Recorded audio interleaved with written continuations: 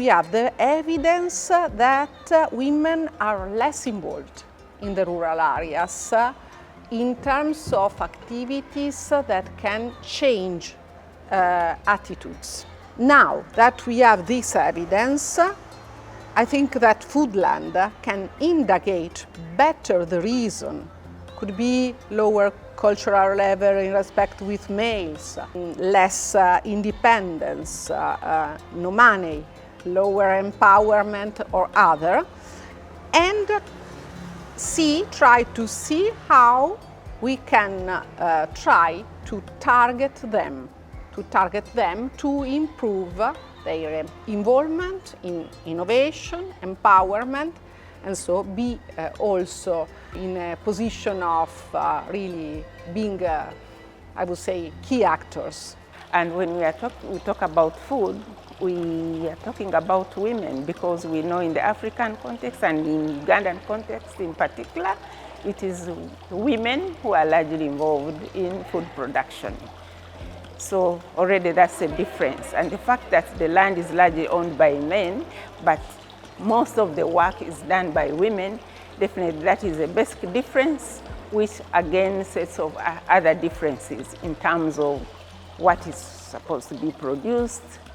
It turns out that the men again have the higher hand in terms of decision making about the type of crops to produce.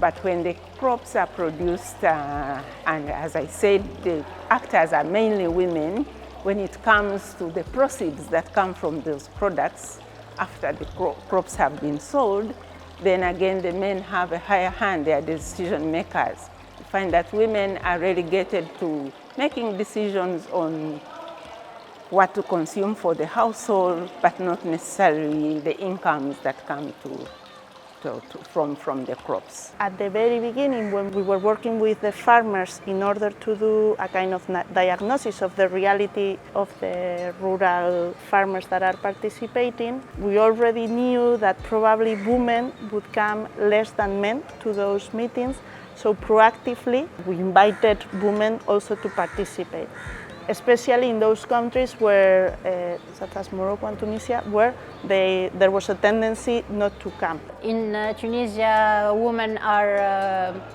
very involved in agricultural activity, and as said by my colleague in the presentation of farmer producer, we have almost 20% of women farmer in Fernena or in Shbika, and almost 80% of women are responsible for purchasing food for the household.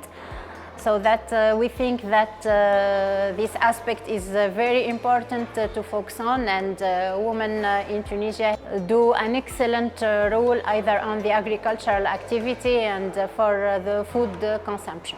There's a third rule for Kenya that for all projects and all investments in the country, there's a third rule that for every where you have to consider the community, a third of the people must be women. So we are observing that in the FoodLAND project. Gender equality is one of the guiding principles of FoodLAND, and this means that with our actions we should be improving gender equality. In order to do that and to be able to implement the gender perspective all through the project, we created what we've called the Gender Mainstreaming Board. The Gender Mainstreaming Board is composed by a local gender coordinator in its country and a lawyer who are facilitating it.